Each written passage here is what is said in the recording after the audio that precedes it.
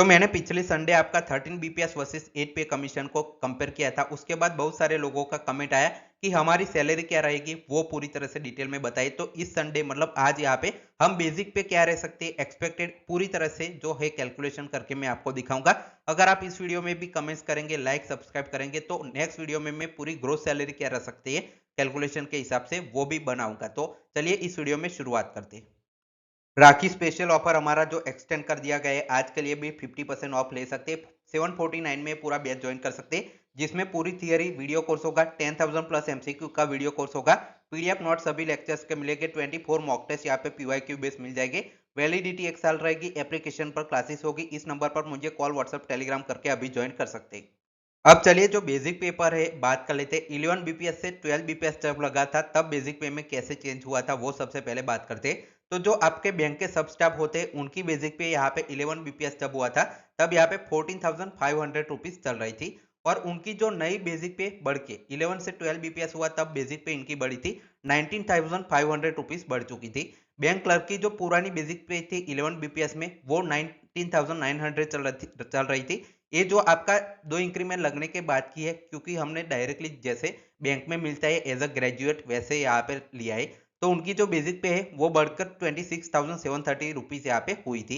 वैसे ही bank PO की यहाँ पे 36,000 बेसिक पे चल रही थी 11 बीपीएस में, वो बढ़कर यहाँ पे 12 बीपीएस में 48,480 रुपीज हुई थी। अब देखिए देखने वाली बात है कि सभी में यहाँ पे जो है 1.34x का यहाँ पे इंक्रीज देखने को मिला था। अब इस वीडियो में सबसे पहले हमें ए फैक्टर फाइंड करना है कि 12 बीपीएस से 13 बीपीएस जब लगेगा तब आपका जो फैक्टर मतलब कितने यहाँ पे परसेंट से जो आपकी बेसिक पे है वो यहाँ पे बढ़ाई जाएगी। 1 पॉइंट समथिंग यहाँ पे जो परसेंटेज है वो आएगा 11 जो 12 बीपीएस के बाद उससे मल्टीप्लाई करेंगे तो हमारी नई बेसिक पे 13 बीपीएस की कितनी रह सकती है वो हम कैलकुलेट कर सकते हैं। तो चलिए अब वीडियो में आगे बढ़ते हैं।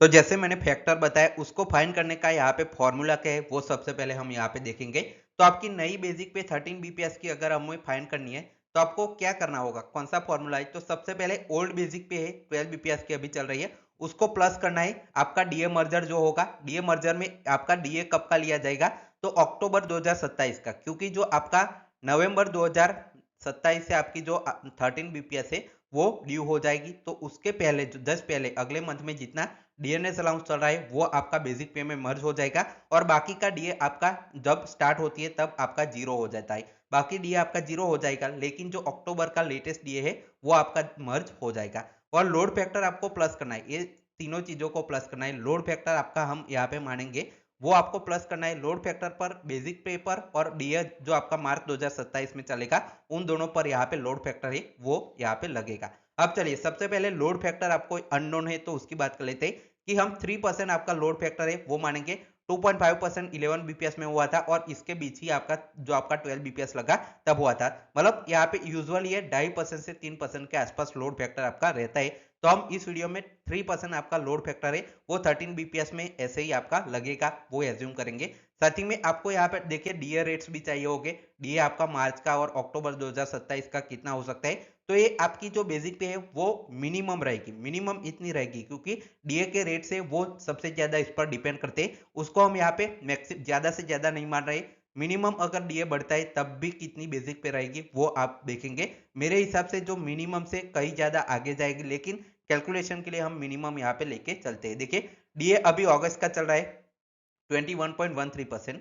साथ ही में आपका डीए है वो नवंबर में, फरवरी में, मई में और अगस्त में साल में 4 बार बढ़ता है।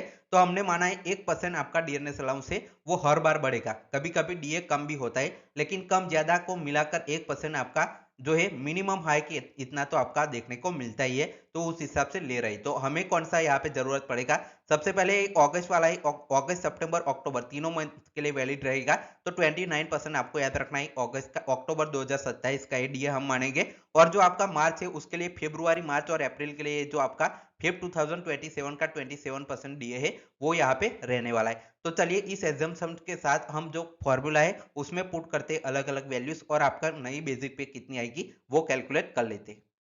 तो चलिए अब बात कर लेते हैं 13 बीपीएस की एक्सपेक्टेड क्या रहेगी। ये पूरा एक्सपेक्टेड है, एग्जैक्ट नहीं है, लेकिन इतना हो सकता है आपका मिनिमम बेसिक पे। तो 13 बीपीएस का पूरा कैलकुलेशन है वो चलिए देखते हैं। तो आपको ओल्ड बेसिक है, डीए मर्जर है और लोड फैक्टर है, तीनों का यहाँ पे सम करना है जैसे मैंने बताया। अब देखिए ओल्ड बेसिक पे हम बैंक पीओ की मान अभी जो है वो ले रहे 48,480 रुपीज। उस पर डीए मैंने जैसे बताया था अक्टूबर 2027 का 29% ऑफ डीए रहेगा और 3% यहाँ पे लोड फैक्टर हमने माना है। तो ये 48,480 सेम रहेगा और डीए अक्टूबर का यहाँ पे 29% ऑफ बेसिक पे है, वो निकालने पर यहाँ पे बेसिक पे का 29% निकाल लेंगे तो 14,059 बन जाएगा और 3% लोड फैक्टर ऐसे ही रहेगा। अब देखिए इन दोनों का सम करेंगे तो 62,539 बन जाएगा। उसका 3% लोड फैक्टर कैसे निकालना है, तो बेसिक पे प्लस आपका जो डीए है 27%, डीए ऑन मार्च 2027 के हिसाब से हमने लिया था, उन दोनों का यहाँ पे 3% निकालना है। तो ये आपकी बेसिक सेम है। अब 3% ऑफ जो आपका 48,480 बेसिक हो गया और 27% ऑफ डीए आपका जो मार्च का चल रहा था 2027 का, उस हिसाब से 13,000 के आसपास आ जाएगा।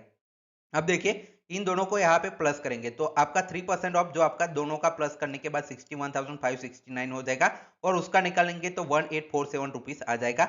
इन दोनों का टोटल करेंगे तो टोटल नई बेसिक पे है वो 64,386 इस हिसाब से मिलेगी। इसको राउंड ऑफ करेंगे तो आपका 64,400 रहेगा, लेकिन इसको भी राउंड ऑफ करना पड़ेगा क्योंकि जो एग्जैक्ट फैक्टर है वो निकालेंगे तो 1.33x यहाँ पे जो आपका एग्जैक्टली इस हिसाब से अगर कैलकुलेशन होता है तो आपका नया फैक्टर जो है वो देखने को मिलेगा। अब चलिए इस फैक्टर के हिसाब से आपका बैंक स्टाफ, बैंक क्लर्क और बैंक पीओ की नई बेसिक पे क्या रह सकती है वो फाइनली देख लेते हैं।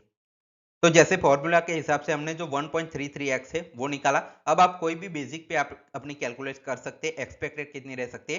तो बैंक स्टाफ की अभी चल रही है 19,500, उनकी 25,950 इस हिसाब से हो जाएगी। ये हाईली जो राउंड ऑफ फिगर है नियर बाय 50 और 100 के हिसाब से किया हुआ है। अब देखिए बैंक क्लर्क की जो सैलरी है वो 26,730 अभी चल रही है, वो 35,550 यहाँ पे बन सकती है इस हिसाब से। और बैंक पीओ की यहाँ पे 48,480 से लेकर 64,500 के आसपास बन सकती है। इसमें हमने डीए मिनिमम माना है, डीए अलाउंस के आंकड़े हैं वो बढ़ेंगे मेरे हिसाब से लगभग 35% के हिसाब से आपका जो अक्टूबर 2027 का डीए आपका रह सकता है। तो आपकी ये बेसिक पे मिनिमम इतनी रह सकती है, लेकिन इससे ज्यादा ही आपकी जो बेसिक पे है वो एक्सपेक्टेड जाएगी। तो ये पूरा कैलकुलेशन था। आप इस चैनल को ऐसे वीडियो देखने के लिए सब्सक्राइब जरूर करें। Finally thanks for watching.